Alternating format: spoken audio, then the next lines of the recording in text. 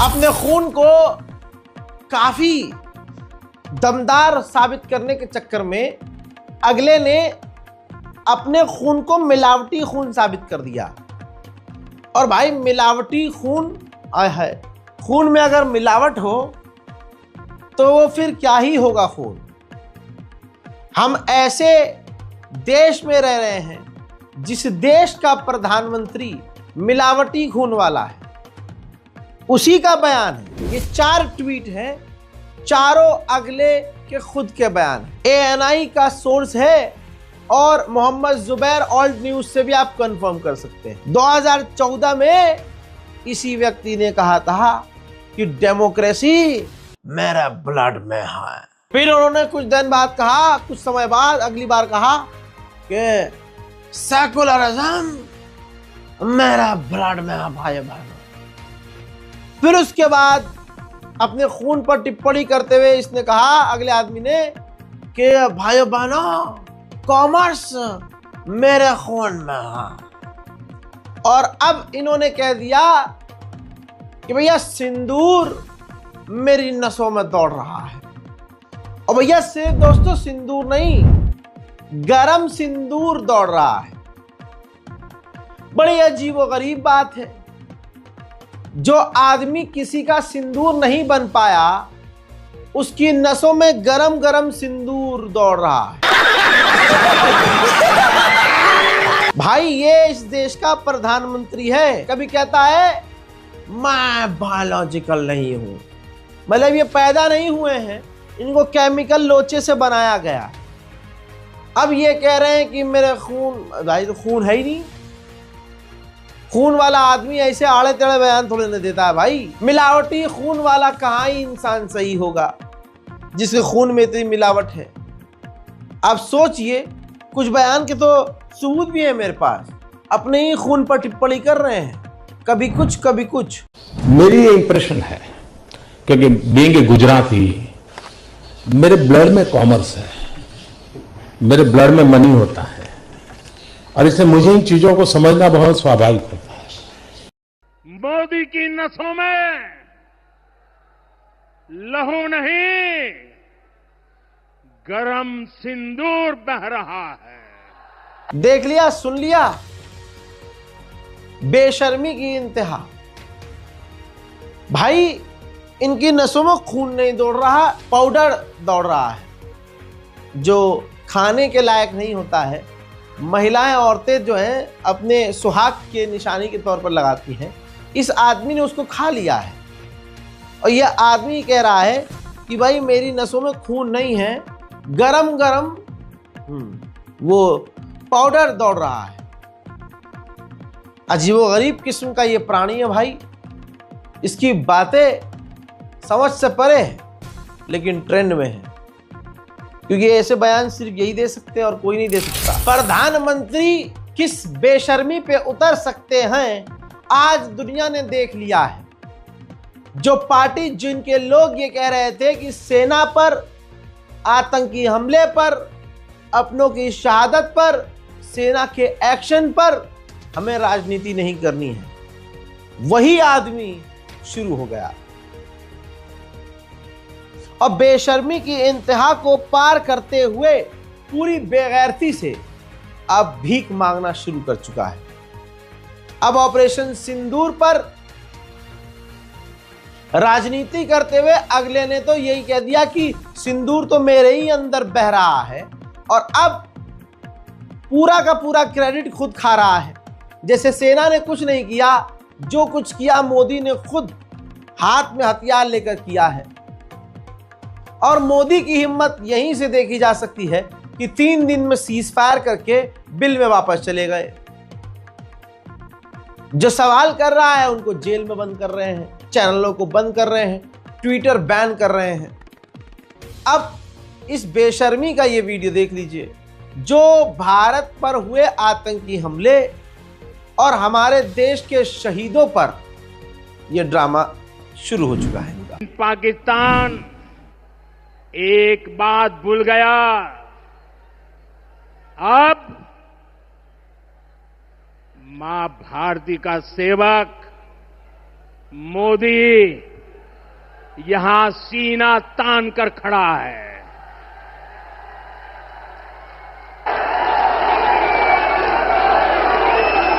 मोदी का दिमाग ठंडा है, ठंडा रहता है, लेकिन मोदी का लहू गर्म होता है।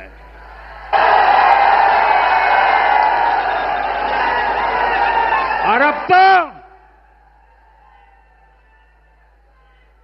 मोदी की नसों में लहू नहीं, गरम सिंदूर बह रहा है।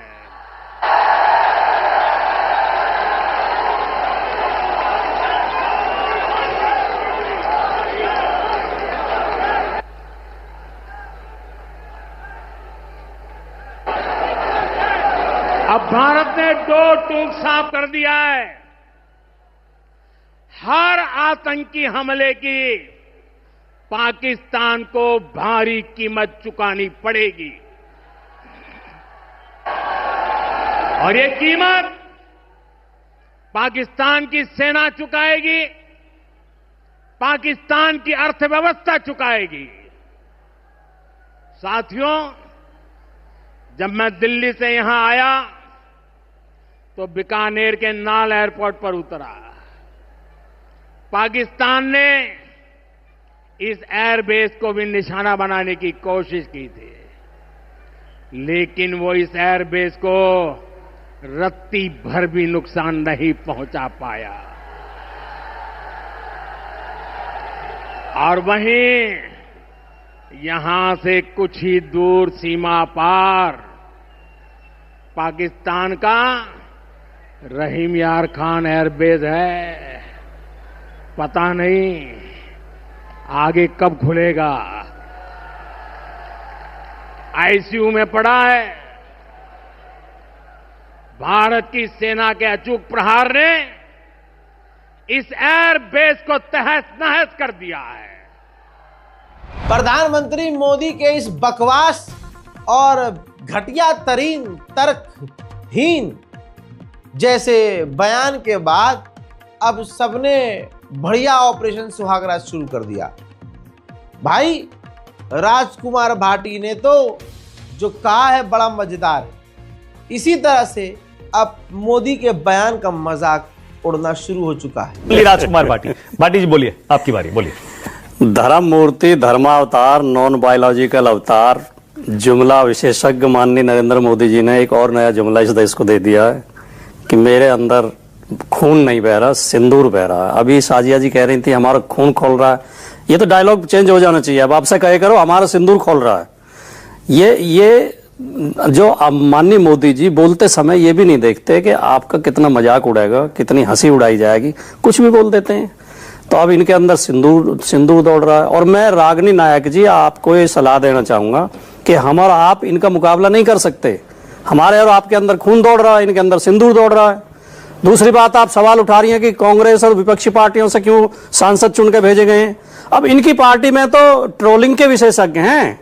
किसी को गाली दिलवानी हो, किसी अधिकारी को आतंकवादियों की बहन बताना हो, संसद के अंदर ए आतंकवादी चिल्लाना हो, मोदी जी की चरणों में सेना को समर्पित करना हो, तो ये कर सकते हैं। बाहर विदेशों में जाके देश की छवि सुधारने के लिए तो पढ़े लिखे लोगों की जरूरत पड़ेगी, और पढ़े लिखे लोग मिलेंगे विपक्षी पार्टियों में। तो इसलिए इनकी मजबूरी है। ये क्या बात हुई? नहीं, भारतीय जनता पढ़े लिखे सारे विपक्ष में मिलेंगे और मैं तो मानक जी कई बार आपके शो में कह चुका हूं, इनका लेवल जो है, इनकी दिमागी इनका जो बौद्धिक लेवल है बहुत कमजोर होता है। आरएसएस बीजेपी के लोगों का ये गाली गलौज वही सीखते हैं और लाठी चलाना सीखते हैं, लाठी तलवार चलाना सीखते हैं। अंतरराष्ट्रीय कूटनीति क्या होती है इन बेचारों को क्या पता। इनसे अपने लोगों को गाली दिलवा लो आप। लेकिन वर्तमान एक बात विपक्ष की पार्टी के द्वारा यह बात बोली जा रही है और आम जनमानुस को भी समझ में आ रही है। जिस तरह से ऑपरेशन सिंदूर लॉन्च किया और अभी ऑपरेशन सिंदूर चल रहा था, दूसरी तरफ ऑपरेशन सिंदूर के नाम का पोस्टर मोदी के फोटो के साथ चलाया गया। इससे ऐसा लग रहा था कि पहलगांव का कांड भी करने और करवाने में भाजपा तो नहीं है। अभी ऑपरेशन चल रहा है कई आतंकवादियों को मिटाना है, लेकिन इसका पॉलिटिकल फायदा मोदी उठा रहे थे। ऐसा खुद अब मोदी के बयानों से और भाजपा के हरकतों से लग रहा है, जैसे जानबूझकर पहलगाम करवाया गया है ताकि इसका फायदा भाजपा उठा सके। कांग्रेस भी यही सवाल कर रही है। पवन खेड़ा ने एक वीडियो शेयर किया है, उसके साथ उन्होंने बहुत क्लियर बातें लिखी हैं। एबीपी का वीडियो है, उन्होंने रीट्वीट करते हुए पूछा है, सीज फायर क्यों हुआ, किन शर्तों पर हुआ, यह पूछना क्या पाकिस्तान की भाषा है? पाकिस्तान के डीजीएमओ आपको भरोसे के काबिल क्यों लगते हैं? यह पूछना क्या पाकिस्तान की भाषा है? डोनाल्ड ट्रंप को कश्मीर मुद्दे पर चौधरी क्यों बनाया? क्या यह पाकिस्तान की भाषा है? इन तमाम सवालों का जवाब पवन खेड़ा दे रहे हैं एबीपी न्यूज पर। मुझे एक चीज बताइए, और ये मैं पूरी जिम्मेदारी से पूछ रहा हूं, किसी की भी सरकार हो, वो कांग्रेस की हो, बीजेपी की हो, वाम खेमे की हो, मिलीजुली सरकार हो, यूएफओ, एनडीए हो, यूपीए हो, क्या देश का विदेश मंत्री पाकिस्तान को, हमारे एनिमी नंबर 1 को ऑपरेशन करने से पहले बताएगा? आप बाल की खाल नहीं निकाल रहे क्या? ऑपरेशन से पहले बता देंगे भैया तुम्हारे आतंकी ठिकाने हम नेस्तनाबूद करने वाले हैं। ये किसी के गले उतरेगा? ये हजम होगा किसी को? सुनिए भाई, हजम तो कई चीजें हैं जो हो रही हैं जो हमें नहीं होती। हम तो उस परंपरा से हैं, ये देश उस परंपरा से है कि 1971 भी देखा, 7वां बेड़े को भी हमने ठुकरा दिया और हम अपना काम करते रहे। तो देखिए जो अभी हो रहा है, हजम तो किसी को नहीं हो रहा। सीज फायर किसी को हजम नहीं हो रहा, अमेरिका का हस्तक्षेप किसी को हजम नहीं हो रहा। बार बार कहा जा रहा है कि भाई ट्रेड की धमकी दी और ऑपरेशन सिंदूर रुका, ये सिंदूर का सौदा नहीं है तो और क्या है? तो ये कैसे हजम होगा? तो कई चीजें हजम नहीं हो रही। एक शब्द प्रधानमंत्री का डोनाल्ड ट्रंप के खिलाफ नहीं निकलता। बेड़ियों में हमारे लोग वापस भेजे जाते हैं, कुछ नहीं बोला जाता। टैरिफ पे हमें धमकी दी जाती है, कुछ नहीं बोला जाता। आज कल जो हार्वर्ड के खिलाफ निर्णय लिया, 800 भारतीय छात्रों का भविष्य बर्बाद किया जा रहा है, मुंह से एक शब्द नहीं निकलता। तो हजम तो कई चीजें नहीं होती। जब खुद हमारे एक्सटर्नल अफेयर्स मिनिस्टर, बहुत करीब है अमेरिका के, चलिए कोई बात नहीं, जब वो खुद अपने मुंह से कहते हैं at the start of the operation, बड़े डिप्लोमेट रहे साहब, ये डिप्लोमेट्स को ट्रेनिंग दी जाती है कि कौन सा शब्द कितने शब्दों को तोल तोल के कैसे बोला जाता है। At the start of the operation बिना सोचे समझे तो उन्होंने बोला नहीं होगा। हम उनसे जानना चाहते हैं साहब, इसका मतलब बता दीजिए। एट द स्टार्ट और एट द कमेंसमेंट में कोई फर्क है नहीं? एट द एंड और एट द स्टार्ट में बहुत तो नहीं कर रहे हैं, क्योंकि अब डीजीएमओ ने कह दिया। एक सेकंड पवन भाई, जब डीजीएमओ ने ये जानकारी दे दी our pilots are safe and back, उसके बाद भी आपके नेता राहुल गांधी वो पूछ रहे हैं सवाल कि जी हमारे कितने विमान गिरे। इससे देश का कोई फायदा हो रहा है क्या? बिल्कुल होता है। हम कितने प्रिपेयर्ड हैं? देखिए अकेला पाकिस्तान नहीं है। अकेले पाकिस्तान को तो हम अच्छी तरह मजा चखा सकते हैं, चखाएंगे भी और पहले भी चखा चुके हैं। चाइना साथ में है, और वो चाइना जिसको आप अगर मुंह खोलते हो उस चाइना के विषय में तो सिर्फ क्लीन चिट देने के लिए खोलते हो, अन्यथा आप मुंह नहीं खोल पाते हो, सरेआम क्लीन चिट दे देते हो। तो चाइना का पाकिस्तान से जो घनिष्ठता है, और आप जो अलग थलग पड़े हुए हो, हम जो पूरा हमारा देश जो अलग थलग पड़ा हुआ है पूरे विश्व में इस बार, तो क्या देश का नफा नुकसान पूछने का कर्तव्य विपक्ष का नहीं है, मीडिया का नहीं है? आप पूछ रहे हैं, हम भी पूछ रहे हैं, क्यों नहीं पूछेंगे? यह देश का नुकसान की बात से कहीं ज्यादा है कि देश को खतरे क्या है। बालाकोट में क्या हुआ, आज क्या हुआ, लगातार हमें यह जानना जरूरी है कि साहब हमारा कितना नुकसान हुआ। जो जवान जाते हैं सीमा पर, क्या हम उन्हें पूरी तरह से मुस्तैद करते हैं, हम उनको पूरी तरह से इक्विप करते हैं? तो ये सब जानना जरूरी। कर्नल रोहित चौधरी, जिन्होंने 29 से 30 साल भारतीय सेना के लिए काम किया, भारत के लिए काम किया, कांग्रेस की तरफ से अब वो प्रवक्ता एक बेहतरीन नेता हैं। उन्होंने बहुत सटीकता से एक सैनिक के तौर पर मोदी सरकार का झूठ पकड़ा है और कई सवाल खड़े किए हैं। उन्होंने कहा कि ऐसा कैसे हो सकता है, इतनी आसानी से आतंकवादी आए, हमारे लोगों को 40 मिनट तक मारें और सुकून से चले जाएं। हमारी सिक्योरिटी इतनी कमज़ोर कैसी थी? ये पहलगाम वाला कांड इतनी आसानी से कैसे हो गया? कई तरह के सवाल, वो सवाल जो सवाल अगर आप सरकार से करेंगे तो ये ट्रोलर्स आपको पाकिस्तान का समर्थक कह देंगे, लेकिन क्योंकि इंडियन आर्मी में काम करने वाला ये अधिकारी है तो इसने बिना टटपूंजियों से डरे सवाल कर डाले। जहां तक बात है सिक्योरिटी फेलियर, ये 22 अप्रैल का जो पहलगाम का हमला था, वहां पर ना तो कोई सिक्योरिटी पोस्ट थी, ना कोई चेक पोस्ट थी, ना कोई पिकेट थी, ना कोई सिपाही था, ना पैरामिलिट्री फोर्सेस थी। ऐसा हमने कभी नहीं देखा। जेएनके के चप्पे चप्पे के ऊपर फौज की या किसी की डिप्लॉयमेंट रहती है। और ये मैं आपको यहां से बताना चाहता हूं कि ये गलतफहमी में ना रहे कि ये फौज की डिप्लॉयमेंट थी। ये जो जितने भी शहर हैं, श्रीनगर, पहलगाम, पुलवामा, अनंतनाग, अनवंतीपुर, ये सारे के सारे मिनिस्ट्री ऑफ होम की सिक्योरिटी के अंदर है। जो सिक्योरिटी है, पुलिस, पैरामिलिट्री, सब कुछ एमएचए के अंडर है। तो ये पूरी की पूरी जिम्मेदारी एमएचए की थी, फौज की नहीं थी। और उस समय पर वहां पर कोई भी डिप्लॉयमेंट नहीं थी। और मेरे 28 साल के फौज के करियर में, और मैंने जो 40 साल की जो मिलिटेंसी जेएनके की देखी है, उसको देखते हुए, और वर्ल्ड की सारी मिलिटेंसी जो देखी है, उसके अंदर जो टेररिस्ट हैं वो 1 से 1.5 मिनट के अंदर फटाफट आते हैं, 1-2 मिनट के अंदर अटैक करते हैं और अपना जाने का सेफ रास्ता ढूंढकर पहले से ही रखते हैं और इमीडिएटली निकल जाते हैं। लेकिन मैं हैरान हूं इस बात के लिए कि वहां पर 40 मिनट तक एक एक आदमी को चुन चुन कर मारा जाता है, और उसके बाद 1.5 घंटे तक कोई रीइंफोर्समेंट नहीं आती है, कोई क्यूआरटी नहीं आती है, कोई नहीं आता है। तो बहुत बड़ा एक ये फेलियर है, सिक्योरिटी का फेलियर है। नहीं भाई, ये सवाल थोड़ी ना कर सकते। नेहा सिंह राठौर ने बड़ी खतरनाक बात लिखी है। नेहा सिंह राठौर लिखती हैं, नसों में लहू की जगह सिंदूर बह रहा है, आंखों से मगरमच्छ के आंसू टपक रहे हैं, त्वचा गिरगिट की तरह रंग बदल रही है। और दोस्तों, और लिखकर नेहा सिंह राठौर ने आपके लिए छोड़ दिया, भैया आगे आप खुद लिखिए। आपको जानकर बड़ा दुख होगा, लेकिन हैरानी तो नहीं होगी, क्योंकि आपको पता है कि ये हो रहा है।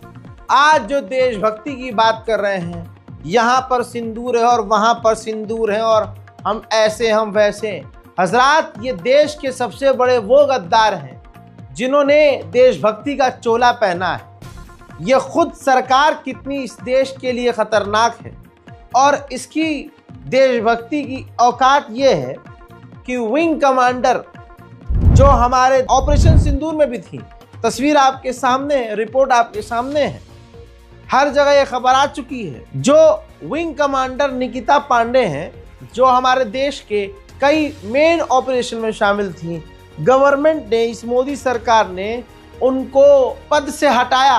क्या जी, आपका कार्यकाल पूरा हो गया, जबरदस्ती। अब बताइए पाकिस्तान के साथ कौन है?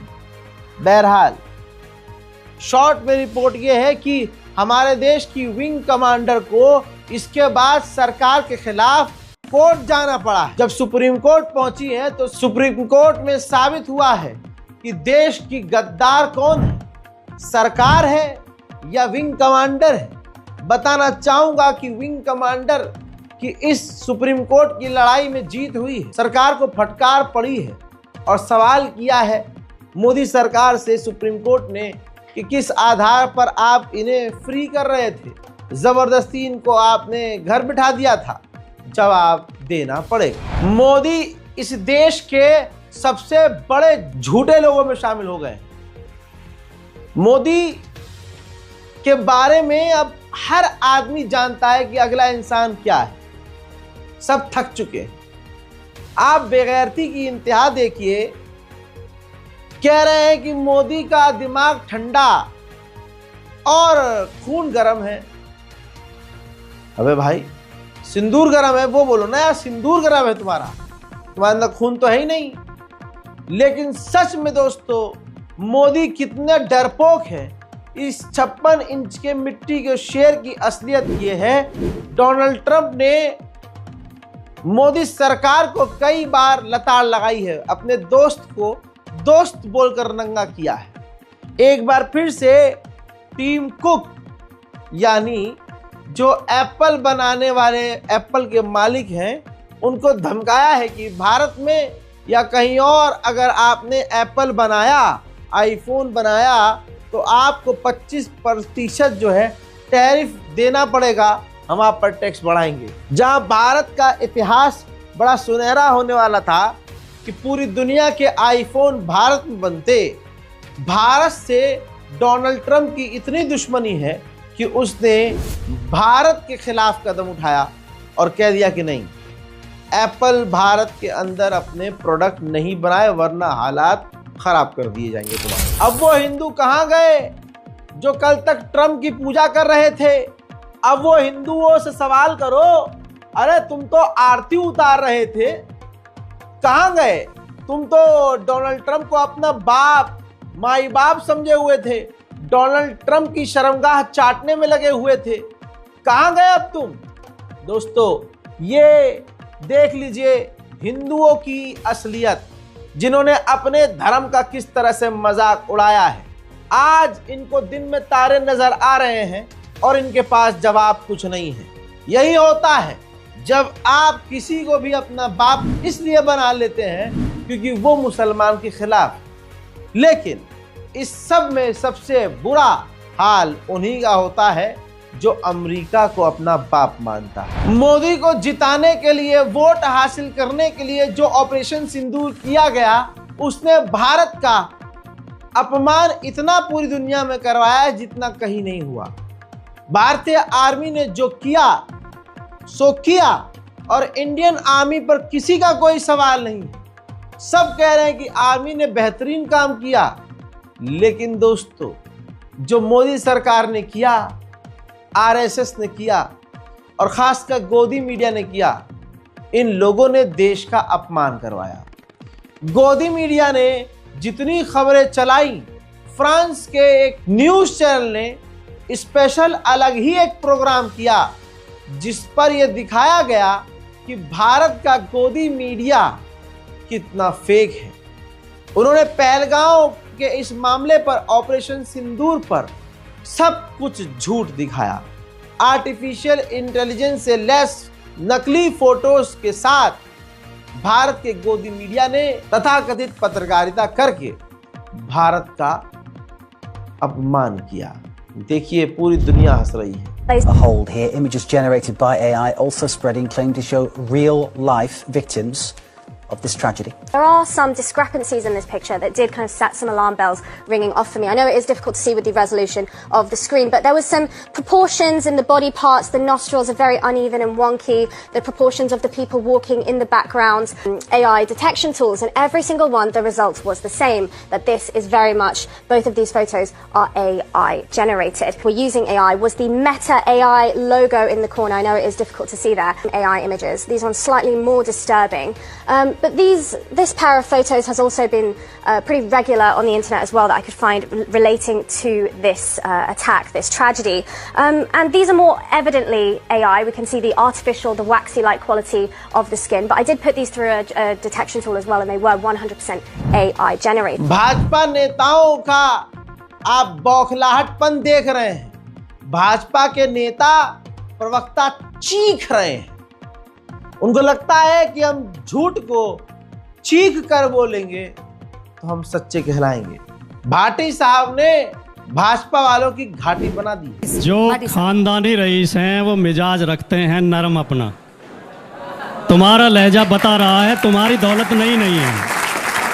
बात करना तो ऐसा नहीं, अभी तो शुरू ही करा मैंने। नहीं ऐसा नहीं। ये सवाल भारत के खानदान, रईस और गरीब जी, ये क्या तरीका है? अंजना जी, ये चल रहा हिंदुस्तान एक खानदान है। तुम्हारा खानदान होगा अलग, तुम होगे रईस, लेकिन हमारा खानदान इस देश का देशभक्त का खानदान है। तुम्हारा खानदान होगा रईस और तुम आसमान में, हम जमीन से उठकर तिरंगा लहराएंगे, हम जमीन से उठकर कहेंगे भारत माता की,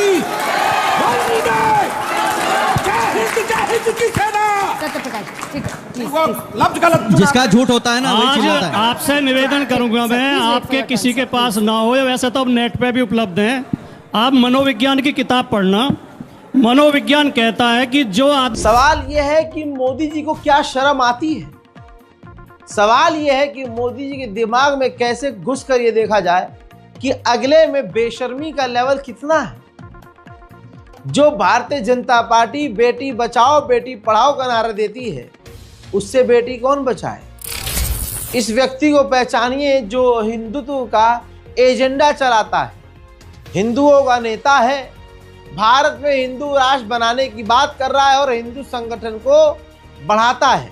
बीजेपी का ये लीडर मनोहर लाल है। दिल्ली मुंबई 8 लेन पर रोककर इस बंदे ने कार के अंदर से एक लड़की को उतारा और वहीं घोड़ा घोड़ी खेलने लगा, वहीं पर ऑन रोड सेक्स करने लगा। ये भाजपा का नेता है। अब ये वीडियो वायरल हो गई है। जो एक्सप्रेसवे पर वीडियो कैमरा लगा है सीसीटीवी, उससे ये मामला वायरल हो गया है। अब इस पर बेगैरत भाजपा ने बयान जारी कर दिया है कि हाँ, हम जो है और जो भाजपा के नेता हैं उनको हम जो है उनके पद से फ्री कर रहे हैं, हम निकाल रहे हैं। अब मनोहर लाल धाकड़ के बारे में कहा जा रहा है कि ये भाजपा के दिग्गज नेता थे।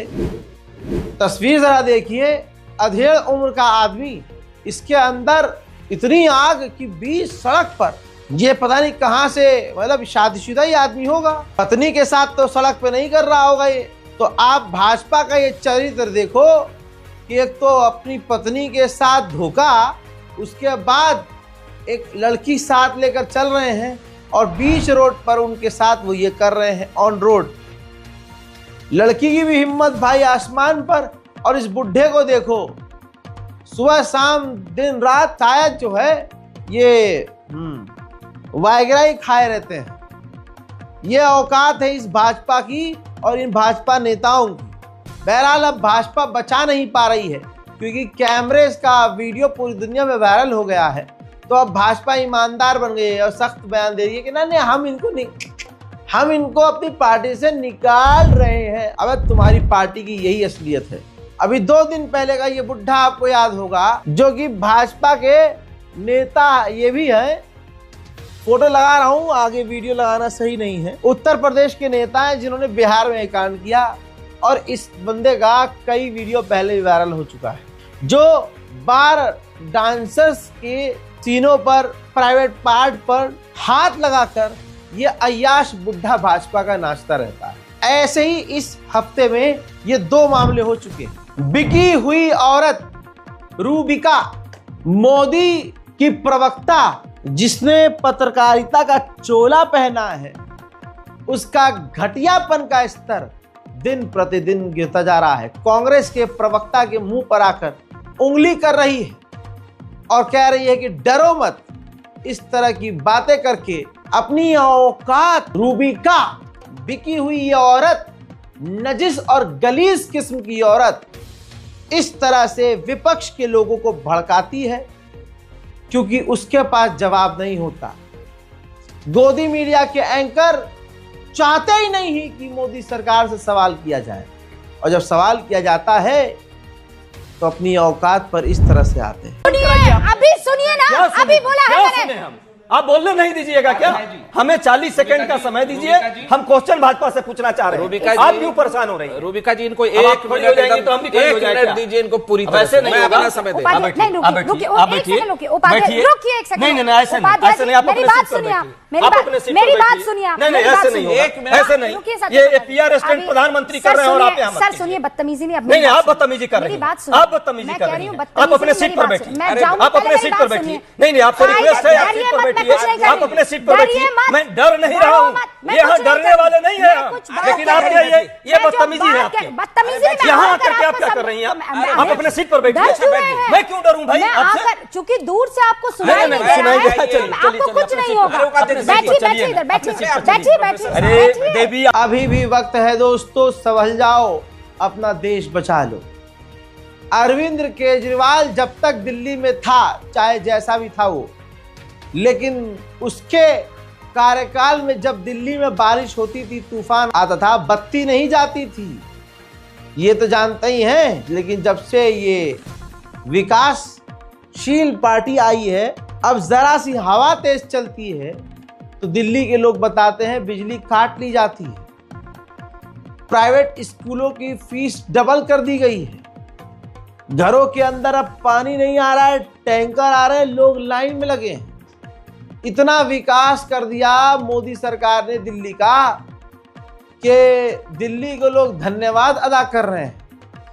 देखिए ये वीडियो। जो बिजली आ रही है ये भी राजनीति की वजह से आती है। जब आम आदमी पार्टी की 10 साल दिल्ली में सरकार थी तो दिल्ली में 24 घंटे बिजली आती थी। आज दिल्ली में पावर कट लगने लगे हैं, तो आपके घर में बिजली आएगी कि नहीं आएगी, इसमें भी राजनीति है। देखिए जी, दिल्ली में भाजपा सरकार जब से आई है, यहाँ के मंत्री, यहाँ के एमएलए आशीष सूद जी हैं जो दिल्ली सरकार के अंदर बिजली मंत्री भी है। ये वीडियो मैं अपनी छत से खड़े होकर बना रहा हूँ, कहीं आपको ये लगे कि मैं झूठ बोल रहा हूँ। देखिए छत पे खड़े होकर चारों तरफ देखिए अंधेरा ही अंधेरा है, गुप्त, ठीक है। मैं जनकपुरी विधानसभा में रहता हूँ और वहाँ का ये हाल है कि आप देख रहे हैं कि चारों तरफ अंधेरा है। यहाँ के मंत्री जो हैं बिजली मंत्री हैं, यहाँ के एमएलए जो हैं बिजली मंत्री हैं, ये हाल है। देखिए बीते 10 सालों में कभी ऐसा नहीं हुआ, इतनी गर्मी में ये हाल कर रहे हैं। चारों तरफ मैं आपको दिखा रहा हूँ, अंदर देखिए छत पे सो रहे हैं, आसमान दिख रहा होगा आपको, खुले में हम लोग सो रहे हैं। ये हाल है, बहुत बुरी गलती कर दी हमने भाजपा को वोट देकर। यही हकीकत है, भाजपा इसी का नाम है। छल, कपट, धोखा, मक्कारी, फरेब, घटियापन, बेगैरती, जलालत, बेशर्मी, सबका एक ही मतलब है, भाजपा। हजरात, इस रिपोर्ट को शेयर कीजिए, अपनी दुआओं में मुझे याद रखिए। देश के साथ गद्दारी करने वाले, देशभक्त का चोला पहनने वाले लोगों को नंगा करते रहिए। जय हिंद।